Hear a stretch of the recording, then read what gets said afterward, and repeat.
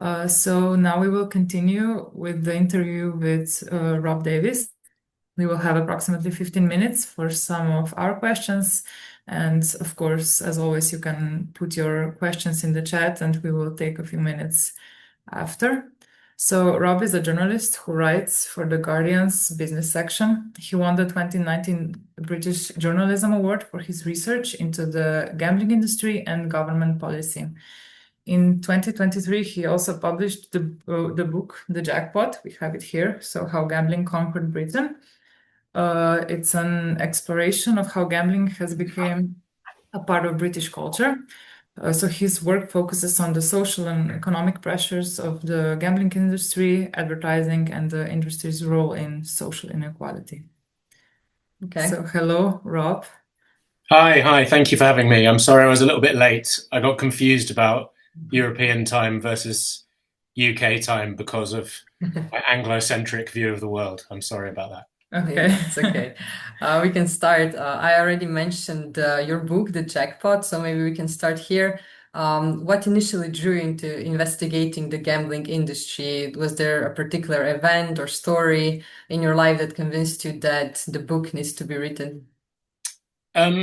So to be honest, the story behind me investigating gambling is quite boring, really. I was working on the business desk at The Guardian, and I didn't have a permanent job. I was trying to get a permanent position, and I applied for a job as the energy editor, so doing power, electricity, environment, and I didn't get it. And the boss said, "Look, I'm really sorry. We do like you. We do want you to stay.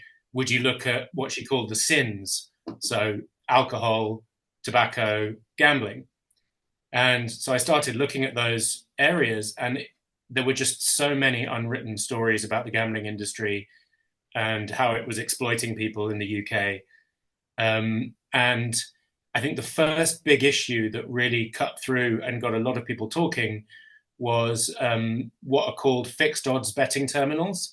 They're like these machines where you can play digital roulette, and you could put in £100 every 20 seconds, and people were really losing money very, very, very quickly. And so there were a lot of stories about that, and that was probably the first issue that caught people's attention. And then it went from there, writing about online casinos, all kinds of other things. And they've just been, every time I kind of open a new door or a new cupboard, just stories seem to fall out in the gambling world. So I've just kept going, really. Okay, thank you. And you also mentioned that you're writing for The Guardian. We know that in June 2023, The Guardian made the decision to reject all advertising revenue from gambling companies. What was the reason behind this action? How do you see the consequences of it? So, I mean, it was a decision that I was consulted on, which is not normal, right? I'm not a commercial guy. I'm a journalist, but they wanted my opinion on it. But we don't take adverts from the arms industry, for instance. We don't take adverts from tobacco. So we have to make decisions about who we want to be associated with and who we want to take money from. Now, that was not my decision. I don't believe, for instance, that all gambling advertising should be banned. That's not my position. But I do think it was a good decision for The Guardian, because when I write now about gambling, people know that I am not compromised and that The Guardian is not compromised, and we're not influenced by the opinions of our advertisers. And there have been some quite high profile examples of the media being influenced by the desires of their advertisers. And so we don't want people to think that. And our model is, we don't charge for the newspaper. We don't ask people to pay a subscription. We ask them to donate. And to do that, they have to trust us, and they have to believe that we stand for something and that we have values that that makes them want to donate. And so it was about that, right? So we lose a bit of advertising revenue, sure, but we also gain readers who will look at that decision and think, that's something I want to be associated with, and that's a good reason to donate and to support The Guardian. Okay. And after this decision that Guardian made, did any other media outlets follow this kind of initiative, or? I don't think so. I mean, our model is very unusual, right? We're not owned by a billionaire. We're not on the stock market. We're not owned by an investment group. We're funded by a very old, in what's called an endowment fund, that is basically money that is put there to sustain the future of The Guardian and of left-wing liberal journalism. So there isn't really anybody else who's maybe able to make that decision in the same way, because they run on more commercial lines. Okay, thank you. And if we maybe touch the topic of regulation, in your view, what do you think about the current regulation of gambling in the UK? Is it anywhere near enough to address the harms it causes? I mean, look, by international standards, it's pretty good. We have a very, very complex system of regulation, and it has improved over the past 5 to 10 years. I mean, what I would say is, I don't think it would have improved without scrutiny from the media. You would maybe expect me to say that, but I believe it. But also from politicians who are partly motivated by what the media is saying. But also there are problems with it. There are gaps in it. There are loopholes. There are areas that companies can exploit. There are still people being harmed by gambling because of areas of regulation that are not good enough. And this is an industry that evolves very quickly and uses new technology to offer new products. And the law does not catch up quick enough. Mm-hmm. And politicians would rather not make new laws if they don't have to. It's time consuming. People don't like it. It doesn't necessarily win you an election to make new laws about gambling. Why would you do it? So, yeah, look, the system of regulation we have is definitely out of date. But I mean, there are also places in the world that have essentially no gambling regulation. So it's better than that. So I think it's a mixed bag. You have to count your blessings. Okay, yeah, understand. What about if we talk about a bit international perspective? For example, in Slovenia, there are almost no serious regulation of online gambling. So people often end up betting, for example, with British or other foreign companies. How do you see maybe this issue of cross-border gambling, where national regulations can't really protect the person? Yeah, it's really interesting. I mean, it's not something that I focus much on in my work, Okay. but it has become a big issue for some British firms operating in markets. I mean, you know what's meant by the black market, right? Would be an illegal market. But places where there is no regulation are sometimes referred to as a grey market, which is like there are essentially no laws covering this. So as a foreign operator, you can go in there, make as much money as you like, and nobody is going to really regulate how you behave. Now, in theory, you should be operating to the standards that you would operate on in the UK. In practice, I think it's unlikely that they do that, because that would limit revenue and it would limit profit. And if they don't have to do it, they're not going to do it. So yeah, I do think there's a big danger there, because if there isn't sufficient regulation, more people are going to be harmed. That is just the way it works. Yeah, of course.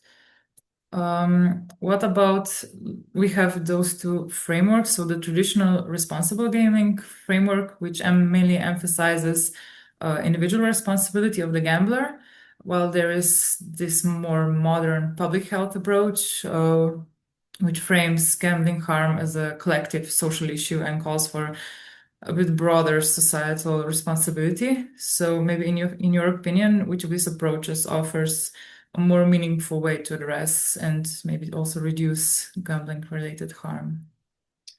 Look, I think there has to be a mix. Most of the people I've spoken to who've had a gambling problem will take responsibility for what's happened to them and will say that they made choices and they made mistakes. But ultimately, when you're dealing with an addiction, we all know that various types of addiction cause people to behave in ways that they would not otherwise behave.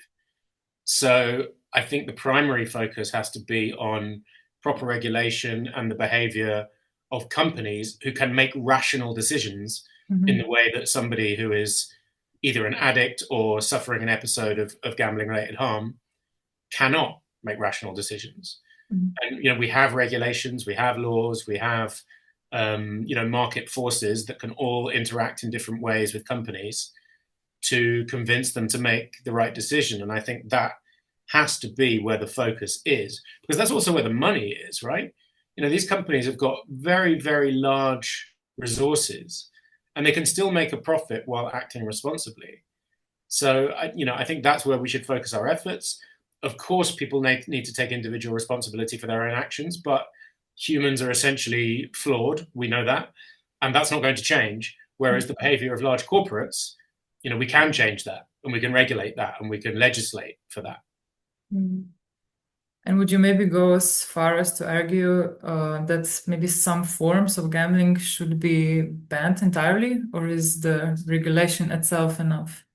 Look, it's really tough to say that. I think, I mentioned earlier an Anglo-centric view of the world, right? Okay. The UK is a historically quite libertarian part of the world. We don't believe in too much government regulation if we can avoid it.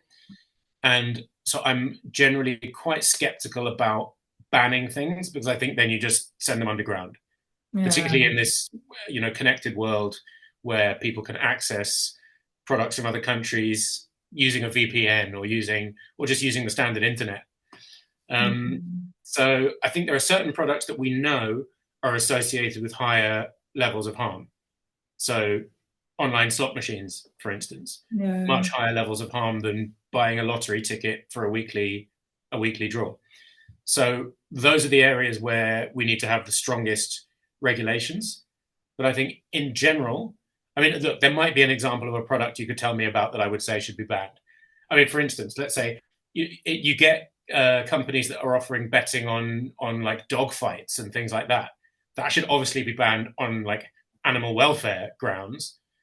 But I think for the most part, in terms of the major gambling products, I'm not really in favor of bans. Okay. But it's also not my job to really say what I believe. It's to find things out and then tell everybody, Okay. And maybe for the last question in this area, I would pose the similar one that I asked Leon. Well, what do you think if you were maybe advising a country that is now drafting a new gambling legislations? What would be some must-dos that you would emphasize for the regulation of the country?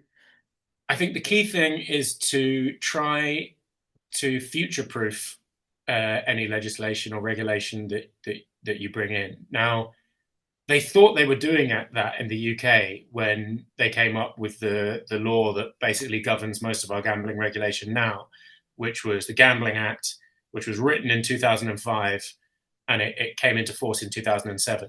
They thought they had made that future-proof, but they had not imagined the iPhone. So basically, immediately this law came out, it was almost obsolete straight away, because they were thinking about, should we allow casinos in towns in the UK? Well, the following year, everybody had a casino in their pocket that's open 24/7. So the way to future-proof things is not by looking at the technology that's available now. It's by making the legislation changeable and giving the regulator sufficient powers to respond to new technologies in the way that regulator sees fit, right? You don't say, this is how this product is regulated, this is how this product is regulated. You say, the regulator should have the discretion to intervene when it thinks something is dangerous. I'll give one example of that I think is quite a good idea, which is for a regulator to approve products before they can actually come to market. We do things the other way around in the UK. A company can come up with a new product, and the regulator has to wait until it sees evidence of something problematic before it really intervenes. There are some exceptions to that. We don't really have a regulated crypto gambling company in the UK yet. But I think any country that is seeking to regulate gambling for the first time has to give sufficient powers to the body that is going to oversee that to invent regulation to respond to changing technology. Okay, thank you so much. Maybe now for the last question, since we are a little running out of time. If we look ahead a little bit, if you had to write a sequel to the book Jackpot, let's say 10 years from now, what do you think that the new theme or development would be?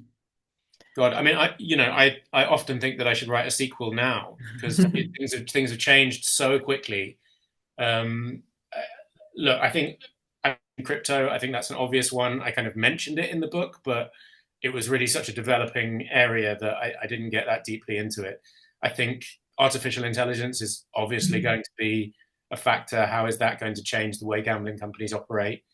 The increasing globalized nature of the industry. I mean, I touched on this in the book, but I would have liked to do more about how companies are targeting people in the developing world, in Africa, in Latin America, places where the state does not necessarily have the capability to regulate gambling companies. I think that's really interesting. I also think the black market is a big issue. There are these emerging centers where companies are getting gaming licenses where there's really no oversight of what's happening there. So, we've always had offshore territories where gambling companies operated: Malta, Gibraltar, Curacao, places like that, Macau. But there are new ones opening all the time that are really interesting, and some of which I'm investigating at the moment. But I think those are areas, and then there'll be stuff that I haven't even thought of yet. I mean, actually, the last chapter of my book was kind of trying to look ahead and see what some of the issues were going to be. And I'm sure there are things in there that just haven't even occurred to me because, I'm a 42-year-old man. I'm not familiar with what the kids are doing on like TikTok or Twitch or whatever. But, all of this stuff is going to feed into it. And it's going to be the younger journalists and NGO workers and academics who are going to identify these developing areas. Probably won't be people like me who are stuck in the past, Okay. So thank you very much for your answers. Are there maybe some questions from the participants? Now it's your chance. We can write them down in the chat like before.